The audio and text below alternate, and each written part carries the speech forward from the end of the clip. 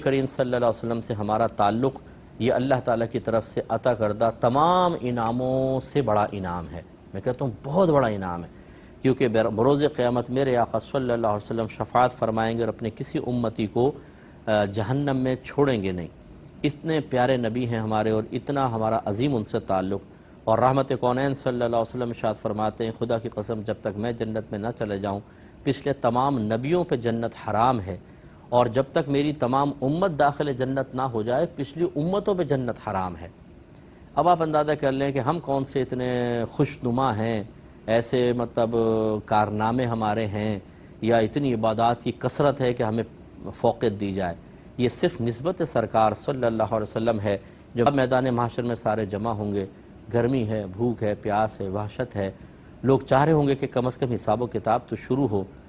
سب جانتے ہیں کہ ایک رب کی ذات موجود ہے، اللہ تبارک و تعالی ہماری سننے والا ہے، وہ فریاد رس ہے، وہی مشکل کشا ہے، وہی سب سے بڑا غوث ہے، فریاد کو پہنچنے والا ہے، اس کی عطا کے بغیر کوئی ایک تنکا بھی نہیں دے سکتا، ایک ذرا سی مشکل بھی دور نہیں کر سکتا، وہی فاعل حقیقی ہے، مؤثر حقیقی ہے، خالق حقیقی ہے، اسی کے دست قدرت میں سارے خزانے ہیں، کسی کا کچھ بھی نہیں، سب میرے رب کا ہے۔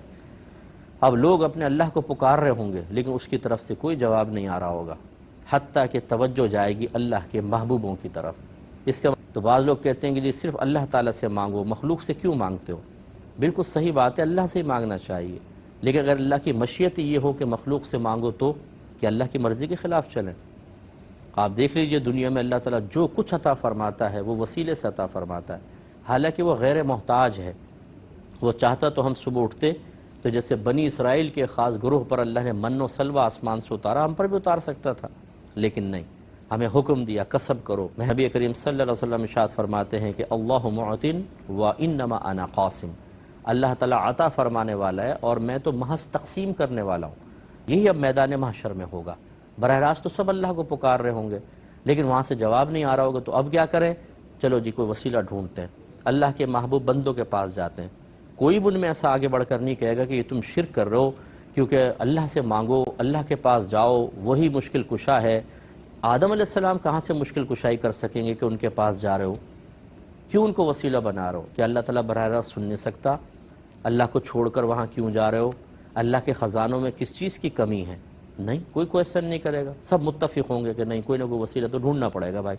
تو جائیں گے آدم علیہ السلام کی بارگاہ میں فریاد کریں گے، اور اگر میں یوں کہوں کہ وہ یوں کہیں گے یا آدم المدد، ہماری مدد کیجیے، آدم علیہ السلام عاجزی کا اظہار فرما کے نوح علیہ السلام کے پاس بھیجیں گے، جو اس روایت میں نہیں تو لیکن میں نے بتایا دوسری روایت میں ہے، وہ بھی اب جا کے کہیں گے یا نوح المدد، موسیٰ کے ابراہیم علیہ السلام کے پاس جائیں، وہاں جا کے یا ابراہیم المدد، وہ منع کریں گے، یا موسیٰ المدد، یا عیسیٰ المدد، اور آخر میں پھر کہیں گے یا رسول اللہ المدد، پھر سرکار سے مدد مانگیں گے۔ جواب میں میرے آقا صلی اللہ علیہ وسلم یہ نہیں فرمائیں گے کہ یہ تم نے کیا کیا، اللہ کو چھوڑ کر میرے پاس کیوں آئے ہو؟ ڈائریکٹ مصلی بچھاؤ، نمازیں پڑھو، ہاتھ اٹھاؤ، گڑ گڑاؤ اللہ کی بارگاہ میں، اللہ تعالیٰ عطا فرمائے گا۔ نہیں، سرکار تو کچھ بھی نہیں فرمائیں گے، بلکہ خود فرماتے ہیں میں اپنے آپ کو سجدہ ریز پاؤں گا۔ اس روایت میں نہیں ہے لیکن سرکار فرماتے ہیں جب لوگ فریاد کریں گے میں اپنے آپ کو سجدہ ریز پاؤں گا، تو اللہ تعالیٰ فرمائے گا ارفع رأسک یا محمد، اے محمد اپنا سر اٹھائیے، سل تعطا، آپ مانگیے آپ کو عطا کیا جائے گا، اشفع تشفع، آپ شفاعت کریں آپ کی شفاعت قبول کی جائے گی۔ یہ ہے اللہ تعالیٰ کی جو شان کریمی ہے اور جس کے نقطے کو ہمیں سمجھنا چاہیے۔ اگر اللہ تعالیٰ پر کامل یقین اور بھروسے کے باوجود اس کے کسی محبوب بندے کو وسیلہ بنانے کے لیے اس کی طرف متوجہ ہونا یہ اللہ کو ناپسند ہوتا تو جیسے دنیا میں ناپسند ہے آخرت پہ بھی ناپسند۔ زنا اگر یہاں حرام ہے تو میدان معاشر میں زنا اچھا تو نہیں ہو جائے گا، وہاں پہ وہ گندگی پھیل رہے گا۔ تو جو چیز دنیا میں شرک وہاں پہ بھی شرک رہے گی، جو یہاں بری وہاں بھی بری رہے گی۔ اب سوال یہ پیدا ہوتا ہے کہ لوگوں کے دل میں سب سے پہلے یہ خیال کس نے ڈالا کہ آدم علیہ السلام کے پاس جاؤ؟ شیطان نے تو ڈالا نہیں، نفس نے نہیں ڈالا، پھر کس نے؟ یقینی سی بات اللہ کی طرف سے ہوگا۔ اب اللہ تعالیٰ سے وہ ڈائریکٹ مانگ رہے تھے لیکن اللہ تعالیٰ نے الہام یہ فرمایا کہ آدم کے پاس جاؤ۔ بتائیے اگر یہ غلط ہوتا اللہ تعالیٰ وہاں کیوں بھیجے گا؟ اور پھر ڈائریکٹ یہ کیوں فرمایا کہ آدم کے پاس جاؤ؟ اللہ تعالیٰ فرماتا سیدھا میرے حبیب کے پاس آؤ، یہ دل میں ڈال دیتا، سب ڈائریکٹ سرکار کے پاس آتے، شفاعت ہوتی، معاملہ شروع ہو جاتا۔ نہیں، سب سے پہلے یہاں پھر نوح علیہ السلام، پھر ابراہیم علیہ السلام، پھر موسیٰ علیہ السلام، پھر عیسیٰ علیہ السلام، پھر نبی کریم صلی اللہ علیہ وسلم، اتنا لمبا چکر کیوں؟ اس کے علماء نے جواب دیا کہ اگر ڈائریکٹ سرکار کے پاس آ جاتے تو میرے آقا صلی اللہ علیہ وسلم کی شان تو پھر بھی ظاہر ہونی تھی، لیکن اس قدر واضح نہ ہوتی۔ اب واضح ہوئی کہ پہلے آدم سب نبیوں کے پاس گئے، منع کر دیا گیا، پھر پتہ چلا کہ بھی آج کوئی شفاعت کر سکتا ہے تو سید دو عالم صلی اللہ علیہ وسلم ہیں۔ اس کا مطلب ہے آپ کا مقام و مرتبہ تمام نبیوں سے زیادہ ہے۔ تو اللہ تعالیٰ کو یہ محبوب ہوگا کہ میدان محشر میں اپنے حبیب کو ایسے مقام پہ رکھے کہ اول و آخر جتنے بھی لوگ آئے ہیں سب ایک ساتھ میرے حبیب کی شان کو دیکھیں۔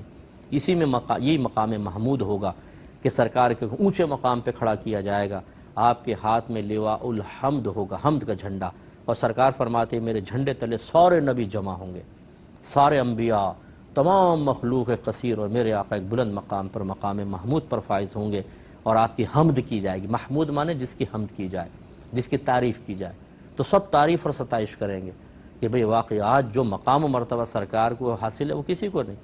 وہاں کھڑے ہوں گے تمام نبی بھی ہوں گے، ان کے امتی بھی ہوں گے، لیکن ہمارے نبی سب سے اوپر ہوں گے تو ہم آپس میں فخر سے کہہ سکیں گے، بلکہ دوسرے امتیوں کو مخاطب کر کے کہہ سکیں گے یہ ہمارے نبی، ہم ان کے امتی تھے۔ تو پھر ہمیں کتنے قابل رشک نگاہوں سے دیکھا جائے گا، اور ہم اس تعلق کو کمزور سے کمزور تر کرتے چلے جاتے ہیں۔ اور میں اپنے ان تمام بھائیوں اور بہنوں سے انتہائی دائرہ ادب میں رہ کے گزارش کرتا ہوں کہ جو وسیلے کو منع کرتے ہیں، جو اللہ کے محبوب بندوں کا اس انداز سے ذکر کرتے ہیں کہ توہین اور تحقیر تک پہنچ جاتے ہیں، جو معاذ اللہ اس کے رسول کو یا اللہ کے محبوب بندوں کو مقابلے پہ کھڑا کر کے پھر لوگوں کا ذہن بناتے ہیں کہ دیکھو اگر تم ادھر جاؤ گے نا، دیکھو اللہ کو چھوڑ کر چلے جاؤ گے، اس طرح نہ کرو، یہ نہ کیجیے، یہ بالکل نہ کریں۔ اگر کوئی کسی مخلوق کے پاس جاتا ہے، جیسے میدان محشر میں یہ جائیں گے لوگ، تو کیا اللہ تعالیٰ کو چھوڑ کر جائیں گے؟ کیا اللہ تعالیٰ کی مدد پر عدم یقین کی بنا پر جائیں گے؟ کیا ان کو یہ یقین نہیں ہوگا کہ اللہ کے خزانے بھرے ہوئے ہیں اور اس کے بعد کوئی کمی نہیں؟ کیا اس وجہ سے جائیں گے کہ اللہ کے خزانے میں کمی محسوس ہوگی؟ نہیں۔ ایک دفعہ نبی کریم مسجد سے باہر آئے، ایک عرابی صحابی دیر سے پہنچے تو انہوں نے پوچھا، رسول اللہ صلی اللہ علیہ وسلم میں نماز ادا کرنا چاہتا ہوں، اپنے اونٹ کو کھول دوں اور پھر اللہ پہ توکل کروں، یا اس کو باندھ دوں اور پھر اللہ پہ توکل کروں؟ سرکار نے ارشاد فرمایا پہلے اس کو باندھ پھر اللہ پہ توکل کر، تدبیر پہلے۔ اگر کوئی اللہ کے محبوبوں کے پاس جاتا ہے وہ اللہ کو چھوڑ کر نہیں جا رہا، اسے اللہ کے خزانوں پر کوئی شک و شبہ نہیں ہے۔